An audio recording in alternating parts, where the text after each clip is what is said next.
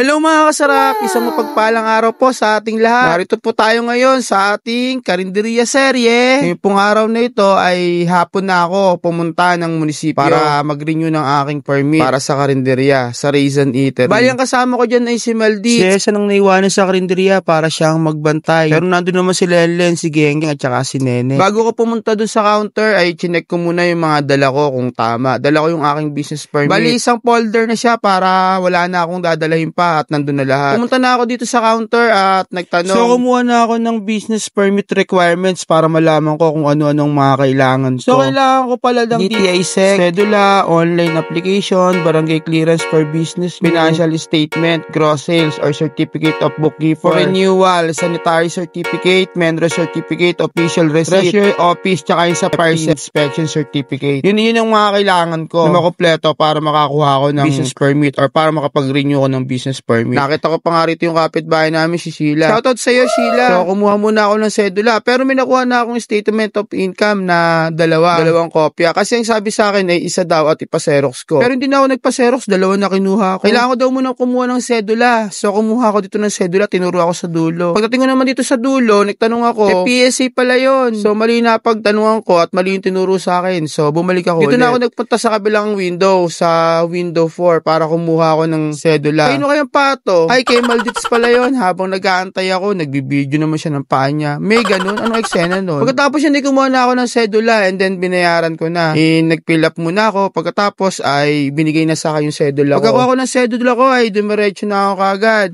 Pagkakuha ko ng sedula ko ay bumalik na ako dito sa statement of income. Meron akong dalawang kopya dito na kailangan kong pilapan. Kailangan mong ilagay ang income mo mula January hanggang December. So, dalawang kopya nga raw ang kailangan dito at pinuturo ako sa dulo para magpasero. Nakita ko naman na may mga papel. So, dalawang papel na kinuha ko para hindi na ako magpasero. Di pipilapan ko na lang pareha. Mindset ba? Mindset. Pagkatapos ay nilagyan na nila ng selyo. Sinelyohan na nila ng munisipyo. And then after nito, bumalik ako dito sa counter para ibigay yung nakuha ko. Siyempre, waiting lang ako kasi may mga nauna din sa akin. Hapon na nga pala ako pumunta nito, mga launa. Saka alanganing araw ako nagpunta para alam ko na hindi ganun kadaming tao. And then, nung ibinigay ko sa kanya, kinuha na niya. Chinecheck ko nga pala yung video habang nagbo-voice over ako. Ba't sino to? Si Maldits pala, kinuha yung towel kasi sabi ko, pawis na pawis ako. Yung dala ko naman na towel. Ay nako, parang pamunas ng pusa. Pusa ko kaya yan, na-adapted ko. Di na nga ako dyan nakaligo, nagdoble lang ako ng damit pero nakasando pa ako sa loob niya. Hindi nagdoble ako ng damit, di naman halata. Pagka nga nagsusot ako ng sando t-shirt, hindi rin naman nila nahahalata. Ngayon, alam niyo na, kaya quiet na lang kayo. So, pumunta ako din sa labas dahil lang sabi, sa kabilang building daw yung sanitary. Katulad nung last year, ganun pa rin ang nangyayari. Kaya lang last year, medyo mabilis isang papel lang hahawakan mo, ipapasa mo tapos iikot na. Nakita ko rin yung mga taga PhilHealth at saka kinausap nila ako, binati nila ako. Shoutout sa inyo at tinukulit nila ako na magpa-injection daw ako ng anti-flu for 1 year at mahal daw yun. Sabi ko naman sa kanila, naku, ayoko, hindi pa pwede. Ayoko, hindi ako papayag, hindi ako papa-inject ng ganyan. Ayoko, tsaka masakit yan. Ayoko nga sinabi, ang kulit-kulit nyo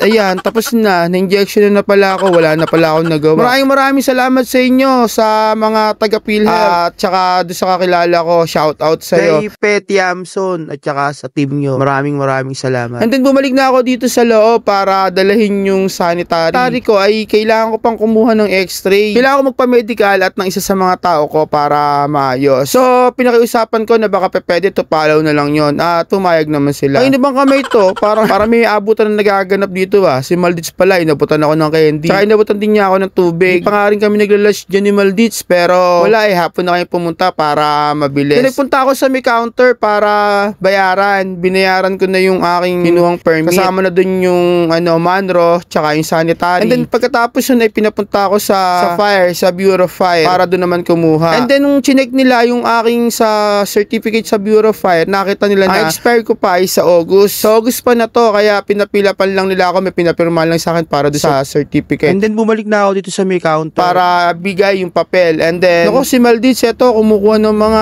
biskuit. Maldits shopping galore ka na yan. And then nagantay ako dito, antay-antay lang ako, nagpapakita ako dito sa counter kasi kamali siya minsan Sabi niya sa akin kanina, pinakita ko na daw ba or meron na ba akong statement of income? Meron na akong pinakita sa kanya, kaso kaso naiwala niya. Kaya bumalik siya dito sa may kasamahan niya na nag-i-stop. And then kinuha siya ng kopya at saka siya na lang nagpa-photocopy. Alam naman ako pa siya nakawala. Then nakatayo ako, antay-antay lang ako rito kasi pagka hindi ka nakita, ibang may entertain niya. And then pagkatapos yan, waiting lang, okay na daw. So eto, nakuha na namin yung business permit. At waiting na lang kami sa plaka. And then renew na lang yung aking sa Bureau of Fire at saka doon sa fire extinguisher by August. So pauwi na kami ni Maldit. Salamat mga kasarap. Maraming salamat. Bye-bye.